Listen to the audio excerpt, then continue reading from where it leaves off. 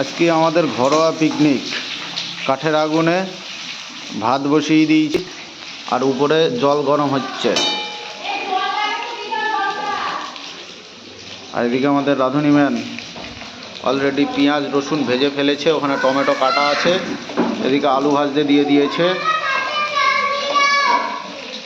ওদিক থেকে সিগন্যাল আসছে ভাতে জল দিয়ে দাও।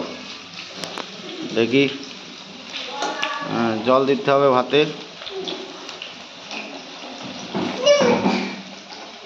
কিরকম ভাব উঠছে।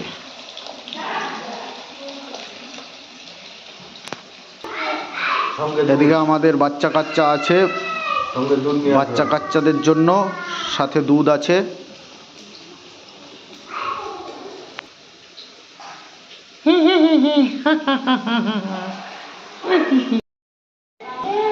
আমাদের ভাত অলরেডি হয়ে গেছে, এখন ফ্যান ঝরাতে দিয়েছি বাঙালি প্রসিডিওরে, ফ্যান ঝরছি। আর এদিকে দেখো মাংস ধুয়ে নিয়ে এসেছি, এখনও মাংস আছে, সেগুলো ধোয়া চলছি। আর ওইদিকে আমাদের আলু ভাজা কমপ্লিট, প্রায় নামছে আলু, এরপরেই মাংস চেপে যাবে। মাংসটা ধোয়া হয়ে গেলে। এরকম আঁকা আছে কার কার বাড়িতে অবশ্যই কমেন্ট করে বলবা।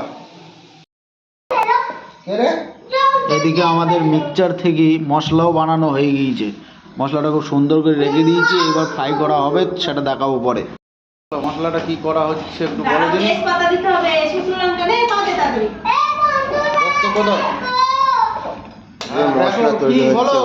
মশলাটা তৈরি হচ্ছে।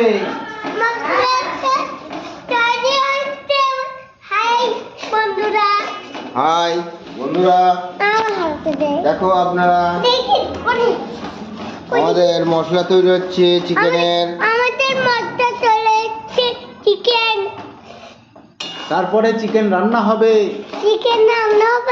এখন খালি মশলাটা তৈরি হচ্ছে।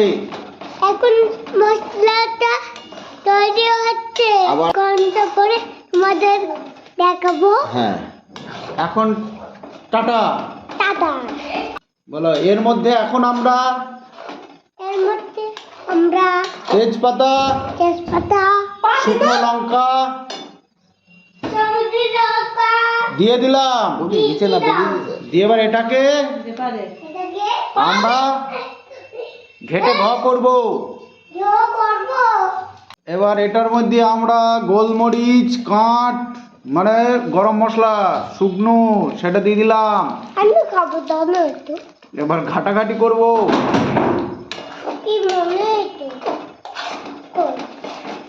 এনে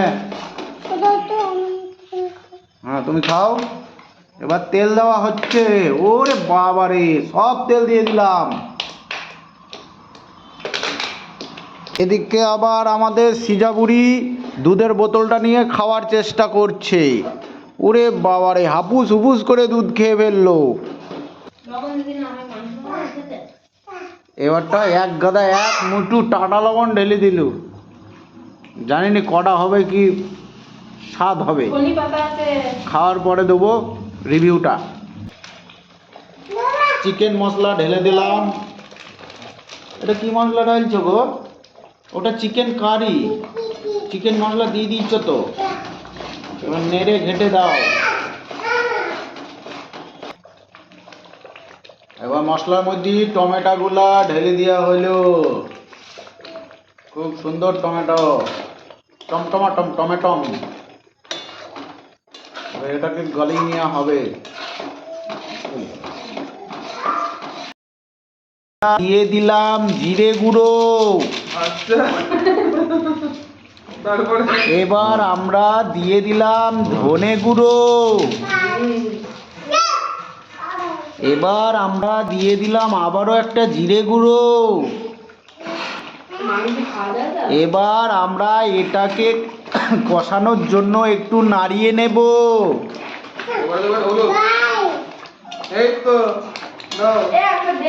খুব সুন্দরভাবে আমাদের রাঁধুনি এটাকে কষিয়ে মশিয়ে নাড়ানাড়ি করে নিচ্ছে গাইস।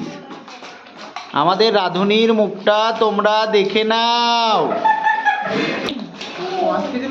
আমার তো এখন ভাবনা লেগে গেছে, এইটুকু মাংসতে এত মশলা, কালকে সকালে যে কি অবস্থা হবে ভাবনার বাইরে।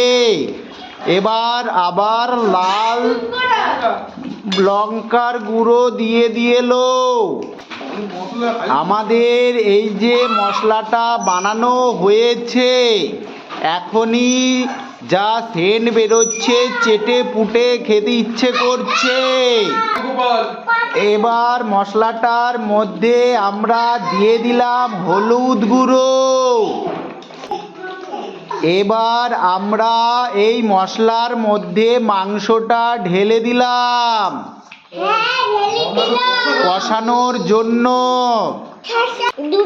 এবার শুরু হয়ে গেল আমাদের মাংস কষানোর পালা।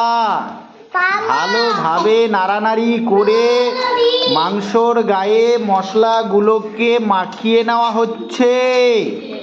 এবার আমরা মেটে পাকস্থলীগুলোকে এর মধ্যে নামিয়ে দিলাম।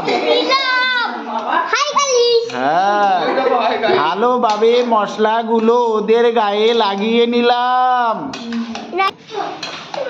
এখনই দেখে মনে হচ্ছে কাঁচা মাংসগুলোই মশলা দিয়ে মাখিয়ে খেয়ে নি গাইস।